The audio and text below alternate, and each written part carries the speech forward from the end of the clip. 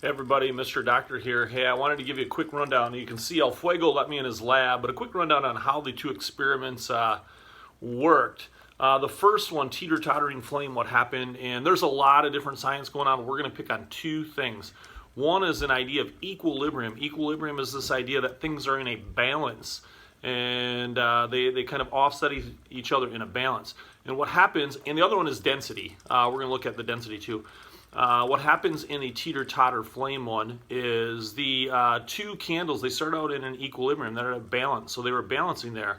And what happens is you're going to change the density when you burn this, because density is the amount of mass divided by volume. And what happens is when you burn this candle, you change the volume, because the wax actually changes from a solid to a liquid, and then it drips off there. As soon as that wax drips off there, the volume of this candle gets different, and it essentially becomes less dense. So as it becomes less dense, it teeter-totters to the top.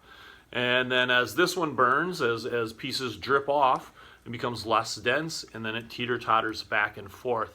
So what you're doing is you're changing equilibrium by changing the density of those candles.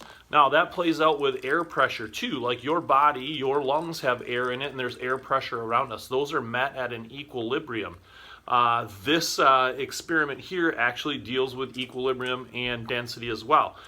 And what happens is you put this cup on the candle, and inside of that cup you're going to change the density of that air. You're going to change the density of that air by cooling it, which actually changes the volume of it, because when that flame goes out, it actually cools, and it uses some of the oxygen in there, so it creates a less dense space in there. And then the air pressure outside of here kind of pushes down on that water, and as that gets less dense in there, as the density of that air changes, the actual water gets sucked up into this this cup. So that's equilibrium and density. Now there are a lot of other science concepts going on.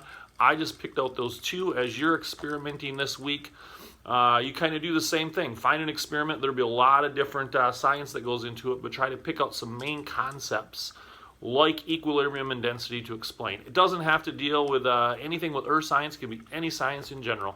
Have fun.